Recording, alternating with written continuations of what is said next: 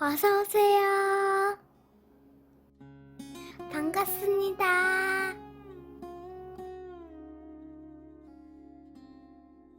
안녕하세요. 저는 유부녀입니다. 그리고 저희는 결혼한 지 10년이 넘었지만 제가 불임이어서 아이가 없는 부부입니다. 정말 많은 노력을 하였지만 아이는 생기지 않았고 결국 아이 없이 저희끼리 행복하게 살기로 남편과 다짐을 하였습니다.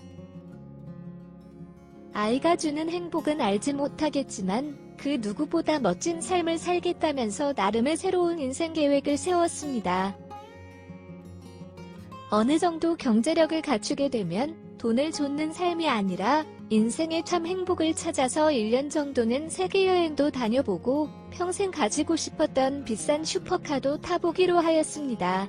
그렇게 다른 부부들과는 다른 꿈을 꾸면서 나름 행복하게 잘 지내고 있었습니다. 그래도 가끔 지인들의 자녀 돌잔치라도 다녀오는 날에는 무언가 기분이 다운되었고 남편과 말다툼을 하는 경우도 있었습니다. 그럴 때마다 불임이었던 제 탓이기에 결국 제가 남편에게 사과를 하였습니다. 그런지 마음도 썩어 문드러졌지만 어쩔 수 없었습니다. 왜냐하면 남편이 3대 독자이기 때문입니다. 게다가 최근에 남편이 시댁 부모님께 아이를 안 가지겠다고 선언을 하였습니다.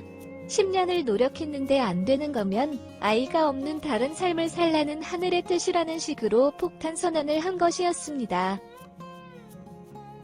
그날 이후로 조용히 손주를 기다려주시던 시어머니께서는 하루가 멀다 하고 무슨 일이 있냐며 전화를 주셨고 그래도 저에게는 친정엄마처럼 대해주셨기에 솔직하게 불임이라고 말씀을 드렸습니다. 그래야 끝없는 손주의 기다림을 멈추게 해드리고 싶었습니다.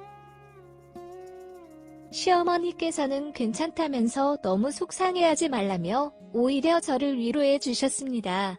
너무나 죄송했습니다. 남들처럼 이쁜 손주를 안겨드리고 싶었는데 그렇게 해드리지 못해서 항상 마음이 무거웠습니다. 저도 이런데 남편 마음도 비슷하거나 오히려 더 속상했을 것 같습니다. 하지만 아이가 없어서 그런지 아이를 못 가지게 돼서 그런지 확실히 아이를 포기한 이후부터는 그전보다 다툼의 횟수도 늘어났고 냉전 기간도 길어졌습니다. 그리고 저도 사람인지라 계속 죄인처럼 사과하고 참고 스스로 삭히는 것도 한계점을 넘어섰습니다. 그렇다 보니 더 크게 다투고 더 오랫동안 화해를 안 하고 지내게 된 것 같습니다. 그때부터였는지 모르겠습니다. 남편이 좀 이상하다 싶었습니다. 옷도 신경 쓰고 총각 때 쓰던 향수도 사서 뿌리고 다니고 가장 이상한 것은 평소와 다르게 저에게 더 잘해준다는 것이었습니다. 평소 같았으면 화를 낼 만한 상황인데도 그냥 웃고 넘겼습니다. 그렇게 몇 개월쯤 지났을 때 시어머니 호출로 시댁에 가게 되었습니다. 그곳에는 남편과 처음 보는 여자 그리고 시부모님들이 계셨습니다. 듣기 좋은 말로 포장을 해서 설명을 하셨지만 결론은 남편이 부하 직원과 바람이 났고 임신을 하였다는 것이었습니다. 지우고 헤어지려고 하였으나 손이 귀한 집안이었기에 차마 그럴 순 없었고 시부모님께 말해서 시댁에서 태교 및 임신 관련해서 도움을 준 것 같았습니다. 몇 주 후면 아이가 태어나는데 심지어 남자아이라는 것이었습니다. 그러니 아이가 태어나면 아들로 인정하고 남편과 같이 키워달라는 것이었습니다. 그렇게 해주면 경제력이 좋은 시부모님께서 어느 정도의 보상을 해주시겠다는 것이었습니다. 너무나 어이가 없고 황당한 이야기들이었습니다. 심지어 제가 만약에 거절을 한다면 이혼을 하고 새 며느리를 맞이하시겠다는 것이었습니다.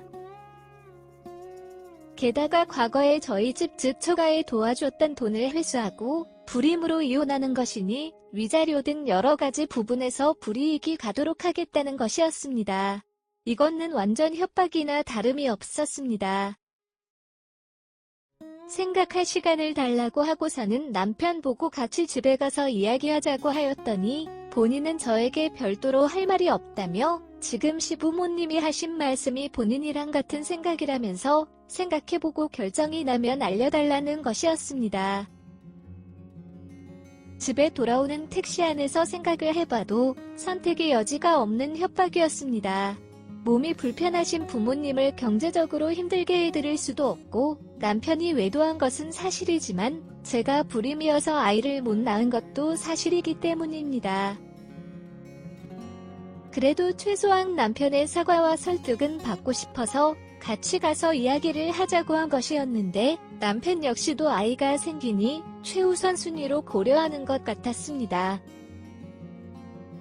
연애 기간을 포함해서 15년이 넘게 알고 지내온 사이였는데 하루아침에 저렇게 변하는 모습을 보니 배신감이 들다가도 결국 제 탓으로 그렇게 된 거라고 생각하니 남편 원망할 자격도 없는 년이라는 생각이 들었습니다.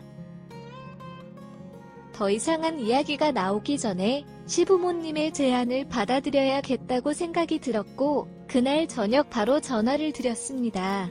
아이는 출산 후에 남편 호적에 올릴 예정이고 모유 수유가 끝나는 시점부터는 저희 부부가 시댁으로 들어가서 같이 아이를 키우면서 같이 살기로 하였습니다.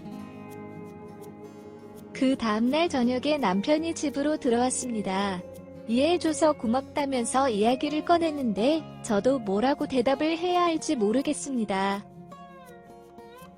경제적인 약속을 떠나서 1, 2년 키우고 끝날 것이 아니라 평생을 같이 해야 되기 때문에 정말 내 아이라고 생각하고 최선을 다해서 키울 것이라고 하였습니다. 그 대신 다시는 바라면 안 된다고 하였습니다.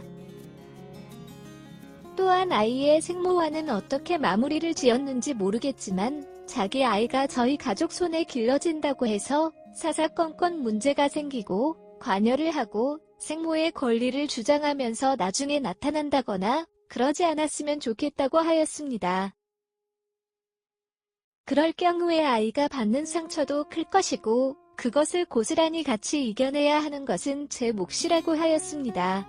그런 힘든 상황이 안 만들어지게 잘 이야기해서 결론을 지어줬으면 좋겠다고 하였습니다. 남편은 알았다고 하면서 굳게 약속을 하였습니다. 아이의 생모는 시부모님과 적당히 어느 정도 거래가 오고 간 것 같았습니다. 그래서 지금 현재 임신도 암한 제가 육아 준비를 하고 있습니다. 주변 친구들에게 창피해서 말도 못하고 정말 친한 친구에게 이야기를 하였더니 미친년이라며 그걸 가만히 있냐고 난리를 피우지만 결국 현실의 문제 앞에서 어쩔 수 없다는 것에 안타까워했습니다. 제가 부잣집으로 시집가서 결혼과 동시에 넓은 집에서 신혼생활을 시작하고 분수에도 맞지 않는 외제차를 선물 받아서 타고 다니니까 엄청 부러워했던 친구였는데 이 일이 있고 난 후부터는 오히려 저를 더 걱정해 주었습니다. 힘내라고 말은 하지만 도움이 되어주지 못해서 미안하다고 하였습니다. 이 일이 어찌 친구의 잘못이겠습니까? 제 인생에 없을 것 같았던 육아와 아이를 통한 행복을 느낄 수 있다는 것이 다행이다라고 아무리 긍정적으로 생각하려고 해도 하루에 12번씩 생각이 변합니다. 그래도 아무 잘못도 없는 아이에게만큼은 최선을 다해 주어야겠다고 다짐하였습니다. 너무나 답답한 마음에 사연을 보냈습니다. 불임으로 박복하게 사는 제 이야기를 들어주셔서 감사합니다. 구독과 좋아요 꾹꾹 눌러주세요. 꾹꾹. 알림 설정도 꾹꾹 눌러주세요.